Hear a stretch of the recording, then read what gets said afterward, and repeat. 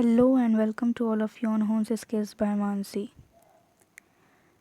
आज हम स्टडी करने जा रहे हैं वैलेंसी ऑफ आयंस के बारे में and this is lecture number 9। आज हम जो इम्पोर्टेंट टॉपिक पढ़ेंगे इसका नाम है वैलेंसी ऑफ आयंस। हम आयंस के बारे में ऑलरेडी पढ़ चुके हैं कि दो तरीके के होते हैं, कैटायंस और एनायंस। ठीक है, अब इसमें भी हम वैलेंसी ऑफ आयंस का टॉपिक सबसे पहले लेते हैं। तो एक्चुअल में होता क्या है, वैलेंसी जो भी आयंस के ऊपर चार्जेस शो होते हैं उसको हम वैलेंसी कहते हैं। ठीक है, इसकी हेल्प से हमारे आयनिक कंपाउंड्स के फॉर्मूले बनते हैं। ठीक है, आयंस दो तरीके के हैं, कैटायंस और एनायंस, और उसके अकॉर्डिंग ही उसके चार्जेस जो होते हैं उनका नाम हमने रख दिया है मोनोवेलेंट। मोनोवेलेंट अगर 1 चार्ज के लिए बात हो रही है, डाइवेलेंट 2 चार्ज के लिए बात हो रही है, और 3 के लिए ट्राइवेलेंट रखा जाता है। अब हम कैटायंस और एनायंस दोनों में लगाते हैं इसको, क्योंकि दोनों के पास चार्जेस होते हैं। तो मोनोवेलेंट कैटायंस की बात करते हैं, यानी कि जिनके ऊपर +1 चार्ज होता है।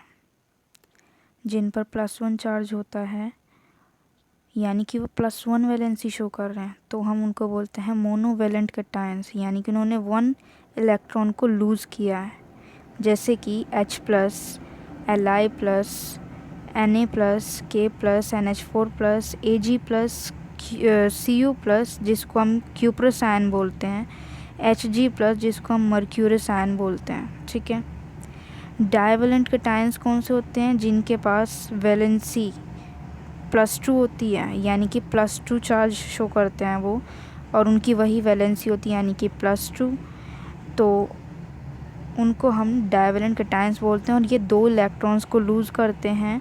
मेनली इनमें कौन कौन आता है? Mg2 positive, Ca2 positive, Ba2 positive, Zn2 positive, Cu2 positive, जिसको हम क्यूप्रिक आयन भी बोलते हैं, Fe2 पॉजिटिव, जिसे हम फेरस आयन बोलते हैं, और Hg2 पॉजिटिव, जिसको हम मर्क्यूरिक आयन बोलते हैं।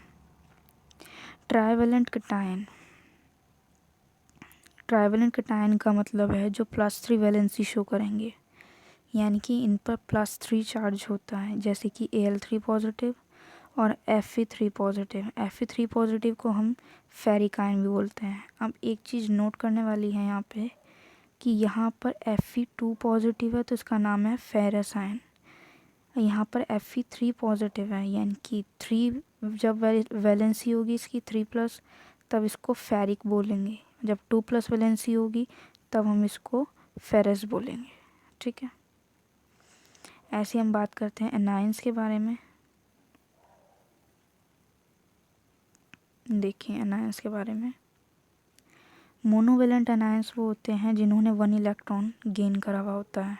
ठीक है, और इनके ऊपर -1 चार्ज होता है, जैसे कि hydride ion, fluoride ion, chloride ion, bromide ion, iodide ion. NO2 negative यानी कि नाइट्राइट आयन, NO2 की बात हो रही है यहाँ पे, तो नाइट्राइट आयन। NO3 नेगेटिव मतलब नाइट्रेट आयन, नाइट्रेट आयन का मतलब है NO3 नेगेटिव। हाइड्रोक्साइड आयन यानी कि OH नेगेटिव।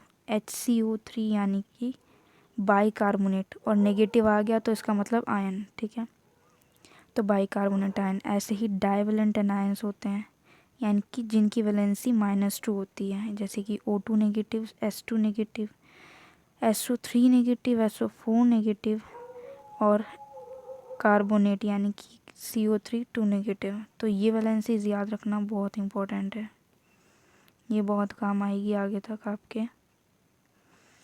नेक्स्ट आता है आपके पास ट्राइवेलेंट एनायंस, यानी कि जिनकी वैलेंसी -3 है, यानी जिन्होंने 3 क्या ले रखे हैं? इलेक्ट्रॉन्स को गेन करा हुआ है। तो जैसे कि इसके अंदर आता है N3 नेगेटिव, P3 नेगेटिव और PO4 3 नेगेटिव। ये इसके एग्जाम्पल्स हो गए। नेक्स्ट कुछ नोट में ये बात आएगी कि कुछ मेटल्स ऐसे हैं, जैसे कि कॉपर, मरकरी, आयन, जिनकी 2 तरीके के क्या होती है? वैलेंसी होती है। ये 2 तरीके के आयन्स का फॉर्मेशन करते हैं। ठीक है, जैसे कि कॉपर है तो कॉपर की +1 भी वैलेंसी होती है और +2 भी वैलेंसी होती है, ठीक है। तो इसके अकॉर्डिंग इनका नाम क्या हो जाता है, 1 जब वैलेंसी शो करता है तो इसको क्यूप्रस आयन बोलते हैं और कॉपर फर्स्ट आयन। ऐसे ही जब ये 2 वैलेंसी शो करता है इसको हम बोलते हैं क्यूप्रिक आयन और कॉपर सेकेंड आयन। इसी तरीके से मरकरी के लिए भी है। और नेक्स्ट आता है आपके पास आयरन। आयरन यहाँ पर ध्यान रखना है, ये दोनों का तो सेम काम है, एक में OUS और एक में IC लगना है, सबके लिए तो सेम है दोनों बात।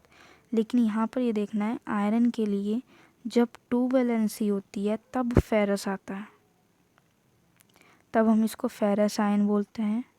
और जैसे ही इस पे 3 पॉजिटिव चार्ज आता है तो उसको हम फेरिक आयन बोलते हैं, ठीक है। यहाँ पर 1 और 2 की बात हो रही है दोनों में, जब इनकी 1 और 2 वैलेंसी, यहाँ पर 2 और 3 वैलेंसी है। आई होप बात समझ में आई होगी आपके। नाम में डिफरेंस नहीं आएगा, वैलेंसी में, ठीक है।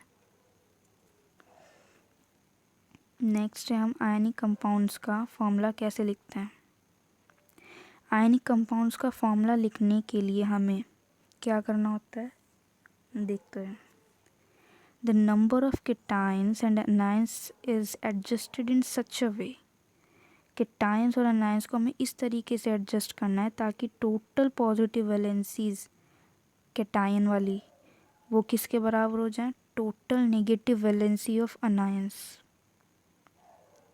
यानी कि जितनी भी पॉजिटिव वैलेंसी है और नेगेटिव वैलेंसी है दोनों बराबर हो जाए, इस तरीके से हमें इसको बैलेंस करना होता है। तो ऐसा करने के लिए हमें क्रॉसिंग ओवर मेथड का इस्तेमाल करना होता है, क्रॉसिंग ओवर ऑफ वैलेंसीज, ठीक है, जैसे हमने प्रीवियस वाली वीडियो में देखा था। इसके अंदर अब देखो फॉर्मूला लिखने के लिए हमें क्या करना पड़ेगा, उसके चार्जेस शो कराने पड़ेंगे उनके नीचे, ठीक है। चार्जेस और वैलेंसीज मतलब बात एक ही है आयनिक कंपाउंड के लिए। नेक्स्ट, अगर जिस तरीके से हमें सोडियम कार्बोनेट का फॉर्मूला लिखना है तो इसके लिए हम क्या करेंगे, सबसे पहले सोडियम और कार्बोनेट दोनों के सिंबल राइट डाउन करेंगे, उसके बाद उनके नीचे उनकी वैलेंसी लिखेंगे। वैलेंसी लिखने के बाद हमने क्या करा, क्रॉस ओवर कर दिया, ठीक है। Na के नीचे उसकी वैलेंसी लिखी, कार्बोनेट के नीचे उसकी वैलेंसी लिखी, 2 नेगेटिव, दोनों को क्रॉस ओवर कर दिया, हमारे पास फॉर्मूला आ गया, ठीक है। अब यहाँ पे बात ध्यान रखने वाली क्या है कि सिंबल्स के ऊपर उसके चार्जेस नहीं लिखने हैं। जैसे Na पॉजिटिव होता है ना, तो इसके चार्जेस नहीं लिखने हैं इनके ऊपर यहाँ, ठीक है। सीधा हमें क्या करना है, इसके नीचे इसकी वैलेंसी नोट डाउन करी और उसको क्रॉस कर दिया और फॉर्मूला फाइंड आउट कर दिया। अब हम कुछ क्वेश्चंस देखते हैं, जैसे कि हमें मैग्नीशियम क्लोराइड का फॉर्मूला लिखना है। तो मैग्नीशियम क्लोराइड का फॉर्मूला लिखने के लिए सिंबल्स लिखेंगे। सबसे पहले हम क्या क्या चीज़ की रिक्वायरमेंट है, मैग्नीशियम और क्लोरीन की, ठीक है। दोनों के सिंबल राइट डाउन करें, उसके नीचे क्या लिखी, उसकी वैलेंसी लिखी। वैलेंसी लिखने के बाद क्रॉस ओवर करा, क्रॉस ओवर करने के बाद क्या निकाला, फॉर्मूला MgCl2 फॉर्मूला आ गया। ऐसे ही नेक्स्ट क्वेश्चन देखते हैं, एल्यूमिनियम सल्फेट का निकालना है। तो एल्यूमिनियम सल्फेट के लिए क्या चाहिए हमें, एल्यूमिनियम का सिंबल और सल्फेट का सिंबल SO4, ठीक है। उसके बाद क्या चाहिए, इन दोनों की वैलेंसीज चाहिए। तो वैलेंसीज इसके नीचे लिख ली, एल्यूमिनियम की उसके नीचे लिख ली और सल्फेट की उसके नीचे लिख ली, दोनों को क्रॉस ओवर किया और ये आ गया Al2SO4 का होल थ्राइस, इसका फॉर्मूला, ओके। नेक्स्ट है आपके पास कुछ सिंबल्स दे रखे हैं, कुछ आयंस के सिंबल्स दे रखे हैं और साथ में उनकी वैलेंसीज भी दे रखी हैं, चार्जेस दे रखे हैं मतलब वैलेंसी दे रखी है। तो इस इंफॉर्मेशन का आपको यूज़ करना है और फॉर्मूला लिखना है एल्यूमिनियम ब्रोमाइड का और पोटेशियम ऑक्साइड का। तो एक का हम लिखेंगे और एक का आप कमेंट बॉक्स में सेंड कर देना, ठीक है। तो एल्यूमिनियम ब्रोमाइड का हम लिखते हैं। तो एल्यूमिनियम ब्रोमाइड के लिए हमें क्या चाहिए, एल्यूमिनियम चाहिए और ब्रोमीन चाहिए, और दोनों की क्या चाहिए, वैलेंसी, जो हम देख ही रहे हैं, ऊपर से ले लेंगे हम वैलेंसी इनकी। एल्यूमिनियम की है +3 और ब्रोमीन की है -1, ठीक है। दोनों का क्रॉस ओवर किया, क्रॉस ओवर करने के बाद हमारे पास जो फॉर्मूला निकला वो क्या निकला, AlBr3, ओके। नेक्स्ट हमारे पास आता है नेक्स्ट क्वेश्चन।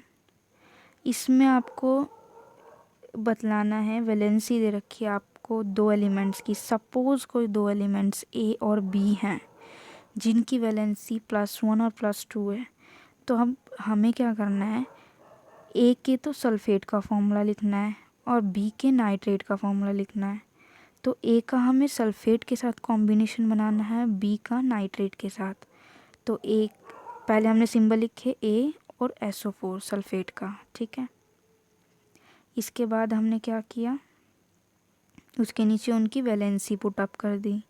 हमें पता है SO4 की -2 वैलेंसी होती है, वो पुट करी, और ए की इन्होंने दे ही रखी है +1।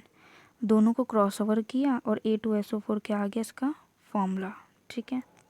ऐसी बी के नाइट्रेट का फॉर्मूला हमें निकालना है, तो हम क्या करेंगे, सिंबल्स रखेंगे बी और नाइट्रेट के लिए NO3, दोनों के नीचे उसकी वैलेंसी पुट अप करेंगे। उसके बाद क्रॉस ओवर करेंगे, क्रॉस ओवर करने के बाद हमारे पास फॉर्मूला आ जाएगा BnO3 का होल ट्वाइस, ओके। अब हमें क्वेश्चंस में क्या दिया गया है, नेक्स्ट क्वेश्चन में इसको डिस्कस करने से पहले मैं प्रीवियस वीडियो का एक क्वेश्चन था जिसके अंदर हमें Z की वैलेंसी बतलानी थी और ZO3 फॉर्मूला आपको दिया गया था, ठीक है। तो इसमें मैंने एक जगह यहाँ पे इसको एटम बोल दिया, Z को 6 एटम्स मैंने बोल दिया था वहाँ पे, वहाँ 6 वैलेंसीज बोलना था, ठीक है। तो उसको माइंड मत करना, तो मतलब फ्लो में कुछ वर्ड्स थोड़े गलत हो जाते हैं, ठीक है। तो अच्छे से समझ के चलना है इस बात को कि कहाँ पर क्या चीज़ इस्तेमाल होनी है। देखो इसके अंदर समझाते हैं। हमें क्वेश्चन क्या दे रखा है कि हमें फॉर्मूला निकालना है क्लोराइड का।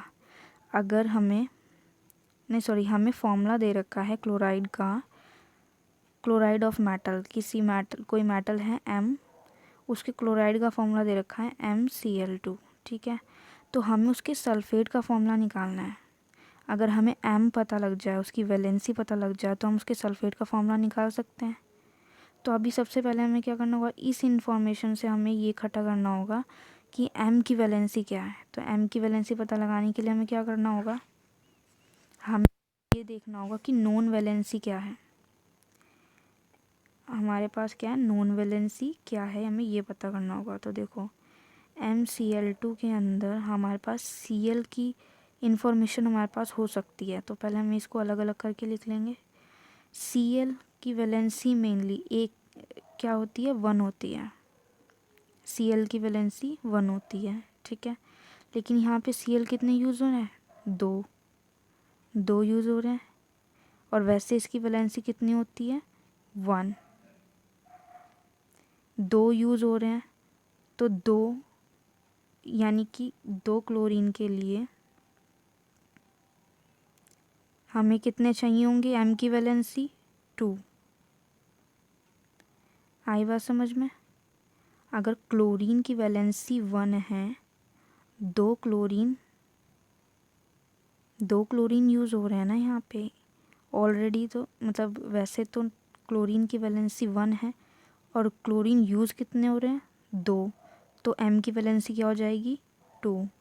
क्रॉस ओवर करके देख लो चाहे, देखो वापस ही आ रहा है ना MCl2। तो यानी कि इसकी M की वैलेंसी क्या हो गई, 2, ठीक है। आई होप आपको समझ में आएगा, क्योंकि ये मैंने पहले भी बता दिया था इसको कैसे निकालते हैं, ठीक है।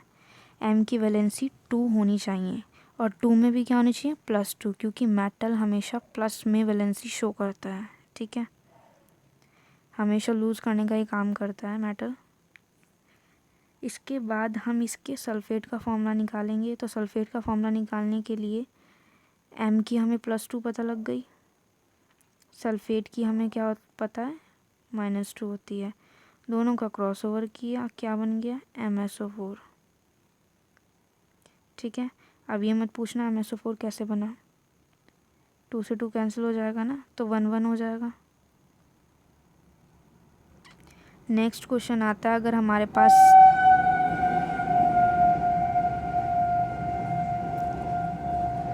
नेक्स्ट क्वेश्चन में अगर हमारे पास एक एलिमेंट है जिसकी वैलेंसी 4 है, x एक एलिमेंट है जिसकी वैलेंसी क्या है 4, और दूसरा एलिमेंट है y जिसकी वैलेंसी 1 है। तो हमें फॉर्मूला निकालना है x और y के कंपाउंड का। तो इसके लिए हम क्या कर देंगे, क्रॉस ओवर कर देंगे इधर और इधर। तो क्या बन जाएगा x y 4। ये क्या आ गया आपका फॉर्मूला। ठीक है, आई होप सो आपको सारी बात समझ में आई हो। इसमें सिर्फ ये पूछ रहा है क्वेश्चन के अंदर कि x अगर हमारे पास एक एलिमेंट है और दूसरा एलिमेंट है y, x की वैलेंसी क्या है 4, y की वैलेंसी क्या है 1, दोनों को क्रॉस किया, क्रॉस करने के बाद इसका फॉर्मूला निकाल दिया x y 4। ठीक,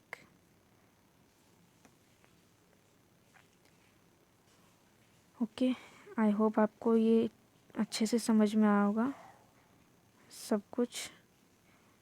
ठीक है, और इसको पढ़ लेना अच्छे से और इसकी प्रैक्टिस करना 3 बार। तो हर एक लेक्चर को पढ़ाई करो, उसको रिवीजन ज़रूर किया करो ताकि आपको रिवाइज होता रहे। ठीक है, तो तब तक के लिए बाय बाय, टाटा। लाइक करना, शेयर करना और सब्सक्राइब करना। बाय।